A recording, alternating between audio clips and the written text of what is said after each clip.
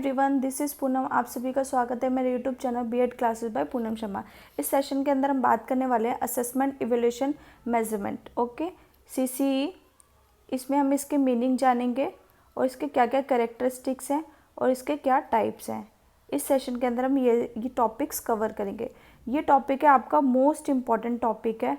इसमें आप 30 से 40 मार्क्स स्कोर कर सकते हैं बस ये टॉपिक से। ओके, क्योंकि ये जो टॉपिक है आपका लर्निंग एंड टीचिंग पेपर 3 में भी आता है और यही क्वेश्चन आपका मेथड पेपर में भी आता है, तो इसको अच्छे से समझना। ठीक है, जो भी बच्चे मेरे चैनल पर नए आए तो जल्दी से मेरे चैनल को सब्सक्राइब कर दीजिए, लाइक एंड शेयर कर दीजिए अपने व्हाट्सएप ग्रुप पे।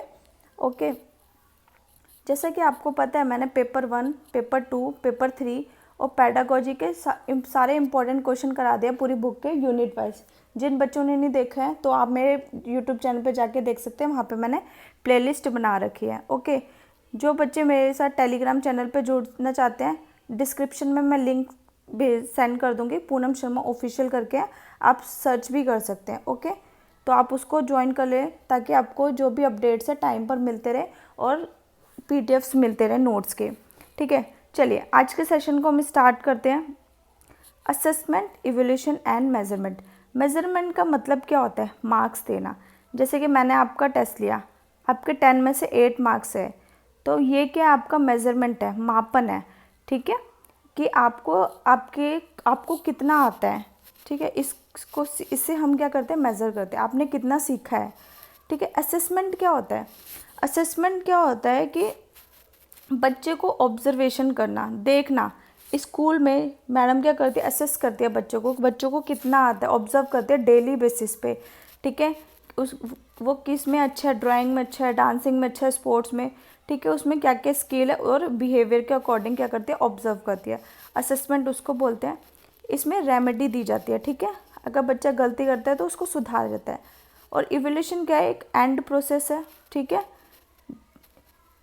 इसके अंदर क्या किया जाता है, इवैल्यूएशन में आपका मूल्यांकन किया जाता है, जैसे आपका रिजल्ट आता है उसी को हम इवैल्यूएशन बोलते हैं। चलिए इस टॉपिक को अच्छे से समझते हैं। पहला क्या है, मापन। मेजरमेंट क्या होता है, मापन। नंबर के हिसाब से बच्चों की योग्यता निर्धारित करना ही मापन कहलाता है। ये मात्रात्मक पहलू से संबंधित है। जैसे मैंने आपका टेस्ट लिया, आपके 3 में से 5 में से 3 आपके मार्क्स है। ओके, ये क्या है, इससे हमें पता चलेगा कि आपको कितना आता है अपने जो भी सब्जेक्ट में। ठीक है, इसको ही क्या बोलते हैं, मेजरमेंट। मेजरमेंट से याद रखना, नंबर से। ओके, आकलन क्या होता है, असेसमेंट।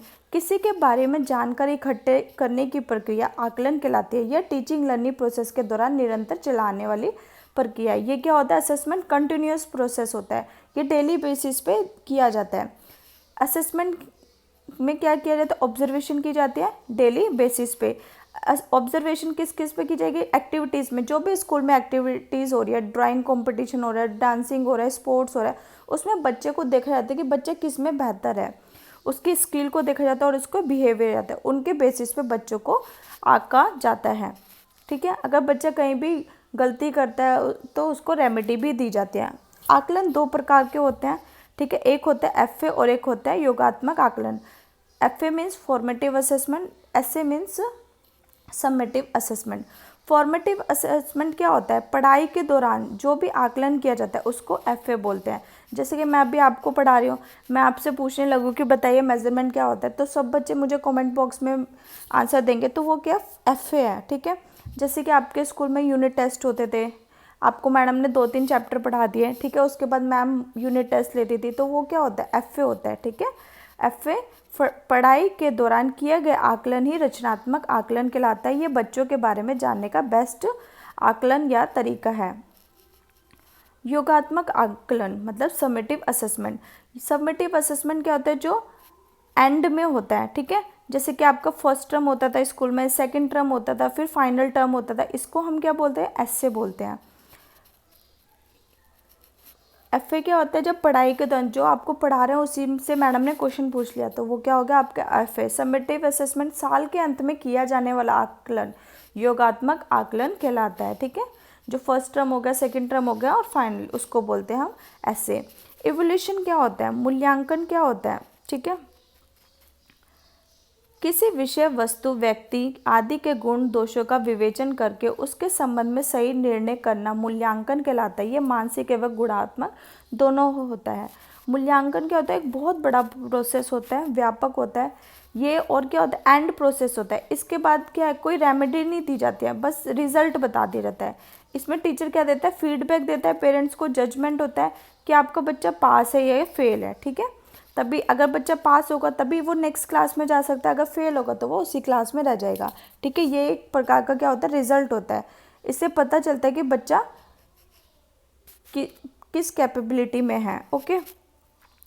अब क्या आता है, इवोल्यूशन का एक टर्म होता है continuous and comprehensive evolution, CCE, ठीक है, सतत व्यापक मूल्यांकन। कॉन्टिन्यूस का मतलब क्या होता है, रेगुलरिटी, निरंतर, कॉन्टिन्यूस, ठीक है। C का मतलब क्या होता है, शैक्षिक और गैर शैक्षिक, ठीक है, इसमें दोनों को ही जोड़ा जाता है। और E क्या होता है, इवोल्यूशन। इवोल्यूशन किसका, बच्चों का। मतलब CC का मतलब क्या होता है, लगातार किया गया आकलन, ठीक है, लगातार किया जाने वाला गैर शैक्षिक और गैर शैक्षिक का मूल्यांकन किया जाता है, उसी को हम CCE बोलते हैं, ठीक है। राष्ट्रीय शिक्षा नीति 1986 के अनुसार सतत और व्यापक मूल्यांकन, जिसमें मूल्यांकन गए शैक्षिक और गैर शैक्षिक दोनों पहलू शामिल हो और जो शिक्षा की संपूर्ण अवधि के लिए जोर दिया जाए। जो आपको पता है CCE कब आया था, 2010 में आया था, ओके। इसमें क्या, पहले क्या होता था, बच्चों के एग्ज़ाम के बेसिस पे, जो एग्ज़ाम ले लिए उसी के बेसिस पे मार्क्स दिए जाते थे, ठीक है। अब क्या हुआ, CCE प्रोसेस जब से आया तो बच्चे का स्कूल में कैसा बिहेवियर है, बच्चे में क्या क्या टैलेंट है, क्या क्या स्किल है, उसके हिसाब से भी बच्चों को मार्क्स दिए जाते हैं, ठीक है, इंटरनल। इसी को क्या बोलते हैं, CCE बोलते हैं। कैरेक्टरिस्टिक्स ऑफ इवोल्यूशन क्या होता है, मूल्यांकन की विशेषता क्या होती है, वैलिडिटी, वैधता होनी चाहिए, विश्वसनीयता, रिलायबिलिटी होनी चाहिए, प्रैक्टिकल होना चाहिए, ऑब्जेक्टिविटी होनी चाहिए और कॉम्प्रिहेंसिवनेस होनी चाहिए। वैधता, इसको हम अच्छे से समझते हैं। वैधता क्या होती है, वैलिडिटी, वैध मूल्यांकन वह होता है जो वास्तव में उसी बात का परीक्षण करता है जिसके बारे में वह जानना चाहता है, ठीक है। रूल्स जिसके लिए बने, जिस पर्पस के लिए बने वो ही वैलिड होंगे, अदरवाइज कोई और वैलिड नहीं होंगे। जैसे कि आपका पता है CTET का पेपर है, अब वो लाइफ टाइम के लिए वैलिड हो गया है, ठीक है। क्या ये DSSS के लिए भी वैलिड होगा, नहीं ना। KVS के लिए भी वैलिड होगा, नो। तो जो रूल्स जिसके लिए बने हैं वो उसी के लिए वैलिड होंगे, तो वैधता होनी मूल्यांकन में आवश्यक है।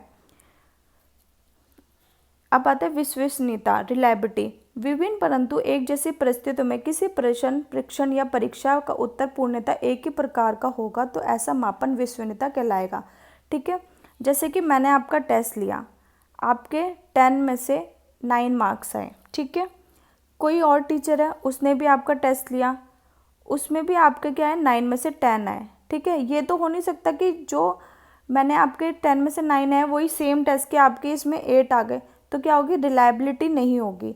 तो हर बार जब भी आपका इवोल्यूशन किया जाए तो हमेशा रिजल्ट क्या आना चाहिए, सेम आना चाहिए, उसी को हम कहते हैं रिलायबिलिटी। व्यवहारिकता, प्रैक्टिकल होना चाहिए। मूल्यांकन की प्रक्रिया लागत, समय और प्रयोग सरलता की दृष्टि से वास्तविक, व्यवहारिक और कुशल होनी चाहिए, ठीक है। प्रैक्टिकल होना चाहिए। जैसे कि आपके CTET का पेपर होता है, ठीक है, 2.5 घंटे का होता है, उसमें कितने क्वेश्चन होते हैं, 150 क्वेश्चन होते हैं, ठीक है। तो ये क्या सफिशिएंट, सोचो आपको 50 मिनट में 150 क्वेश्चन के लिए दे दे टाइम, तो क्या आप कर पाओगे, कोई भी नहीं कर पाएगा। तो क्या होना चाहिए, प्रैक्टिकल होना चाहिए मूल्यांकन। वस्तु ऑब्जेक्टिविटी, जिस मूल्यांकन में एक ही उत्तर हो और परीक्षक का प्रभाव ना पड़ता हो, भेदभाव ना हो, पार्शलिटी ना हो, ठीक है। जैसे कि क्लास में एक बच्चा है, MCQ हो रहे हैं, MCQ क्वेश्चन मैंने बच्चों को दिया ABCD, ठीक है। एक इंटेलिजेंट बच्चा है, उसने B उसका आंसर था, उसने A लगा दिया, क्या मैं उसको सही कर दूंगी, नहीं।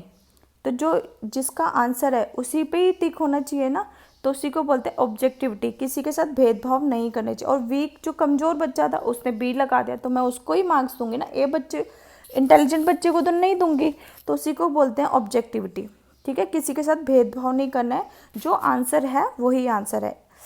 कॉम्प्रिहेंसिव, व्यापक, ठीक है, इसमें सारे गुण का मापन किया जाता है, इसी को हम क्या कहते हैं, कॉम्प्रिहेंसिव कहते हैं।